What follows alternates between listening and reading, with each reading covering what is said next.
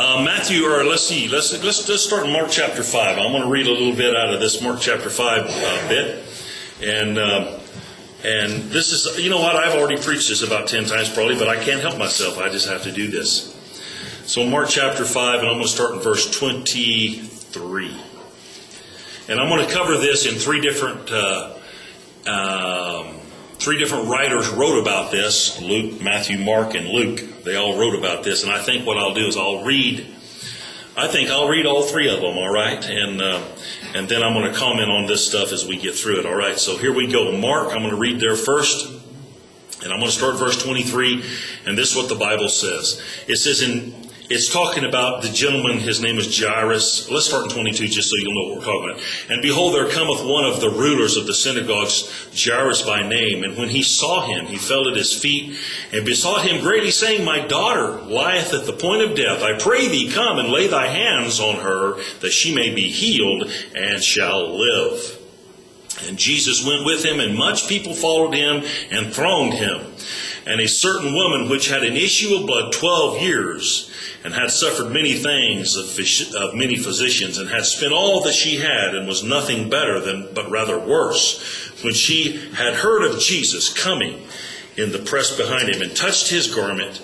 For she said, If I may but touch the clothes, I shall be whole. And straightway the fountain of her blood was dried up, and she felt in her body that she was healed of the plague. And Jesus, immediately knowing in himself that virtue had gone out of him, turned him about in the press and said, Who touched my clothes?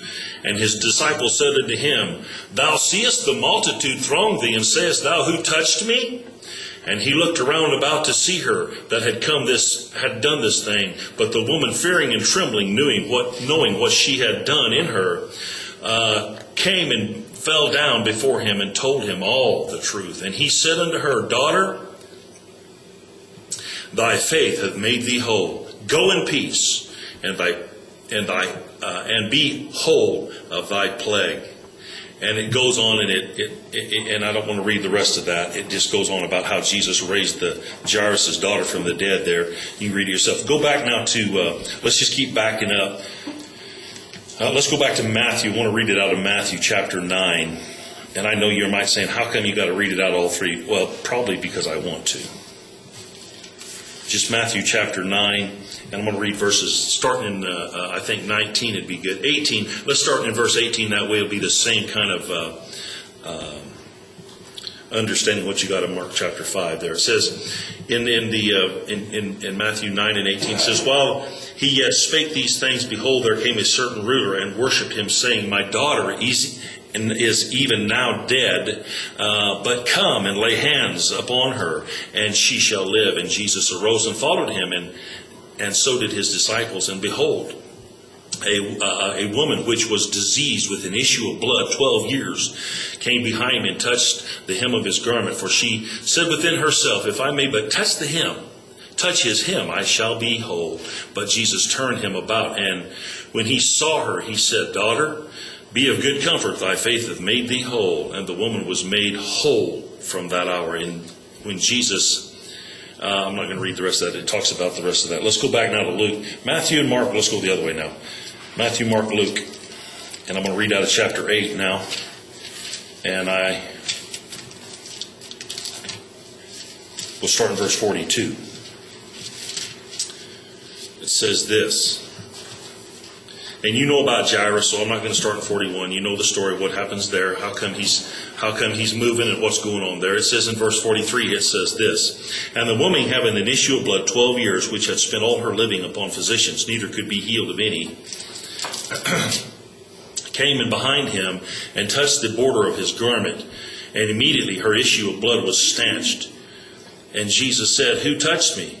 When all denied, Peter and they that were with him said, Master, the multitude thronged thee and pressed thee, and sayest thou, Who touched me? And Jesus said, Somebody hath touched me, for I have perceived that virtue is gone out of me. And when the woman saw that she was not hid, she came trembling and fell down before him. She declared unto him before all the people what was done, all the people for what cause she had touched him, and how she was immediately healed. And he said unto her, Daughter, be of good comfort, for thy faith has made thee whole. Go in peace. Okay. To me, them are absolutely fantastic of what God's trying to say to us today. I don't need you to turn to this, but I'm going to back up in my Bible because I want this as a reference as I go through what I want to say here. And I can look down and just read what the Bible says concerning some of this stuff that I want to talk about. How many of you know that, and I want to start like this on purpose, you got to understand something. The whole scenario we're reading about right here, it all happened under the law. Jesus had not gone to the cross yet. He was still fulfilling his walk. And none of this lady was living under the law. Everybody was living under the law. Jesus hadn't fulfilled the law yet as he went to the cross. And when he went to the cross, we all know that he fulfilled the law. And the 10 commandments became 2 commandments. How many of you know if you keep the 2, you'll have no problem with the 10. Come on. You love God with all your heart, mind, soul, and body, and you'll love your neighbors yourself. You won't be thieving, you won't be stealing, you'll just keep the commandments if you just do what that Jesus said. He says, this is the 2 greatest that I have for you right here.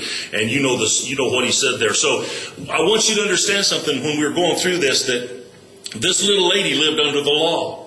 And, it must have been, I can't wait to watch some of this on video. It must have been an amazing thing. Here this little lady is, she spent, for 12 years, she spent everything she had trying to get fixed. And nobody could fix her, but she just got worse. And this just messes me up. The Bible says that she just heard about Jesus. And she said, you know what, if I could just go and just touch the hem of his garment, I'll probably get healed. You know what, but she didn't just say probably. She said, if I could just go touch his garment, I'm going to get healed. How many of you know Jesus Christ, Hebrews 13:8, the same yesterday, today, 13:8, the same yesterday, today, and forever. He has never changed. Did you know that? Jesus hasn't changed. And he was Jesus the healer then, and he's Jesus the healer today. Now let me explain myself. I've got a lot of problems that I deal with, and I still haven't been healed of everything that I desire to be healed of, but that does not change God. Not a drop. Doesn't change him 1 ounce. People die of horrible diseases every day. That does not change the fact that Jesus covered every disease and nailed it to his cross. It does not alter the Bible when it says he bore our sickness and he carried our pain. That just, everybody can die of a horrible disease, but that doesn't alter what the Bible says. Just because you die of a disease doesn't change God. Just because millions of people go through the wide gate into hell doesn't change the fact that Jesus hung on the cross and he said, it is finished, and sin was destroyed. It doesn't change the Bible. This thing's forever settled in heaven. It doesn't matter what goes on. It's the truth. The question is, can we get a hold of Jesus? That's the whole question. And that's my question for my own life. Can I get a hold of him? Now, you got to understand, I said that to say this. This little lady, I don't know how old she was. I don't know much about her. I just know that after 12 years of bleeding, she couldn't have been very strong. How about that? She had to be a pretty weak individual, pretty wrung out, pretty gray, almost dying. But she said in herself, she said, you know what, man, if I can just press this thing and I can get to him and I can just touch his garment, I'm going to get something. Because see, I'm sure she'd already seen that Jesus was the man of power. He was the man of power. Now, you got to understand something. I want you to get a handle on this as best you can if I can communicate it. The Bible says that she wanted to touch the hem of his garment. H-E-M, hem of his garment. And I read this in the Old Testament. I'm not going to turn there, but the Bible says that Jesus, or that God instructed them when they built their robes to put a hem on it, a blue hem, which speaks of heavenly things, has certain designs. You know what? These people did everything God's way. And Jesus was dressed according to that. He was under the law. Everything was there. And this hem If you will, watch this now. I read this in the Old Testament in Numbers. The Bible says that this hen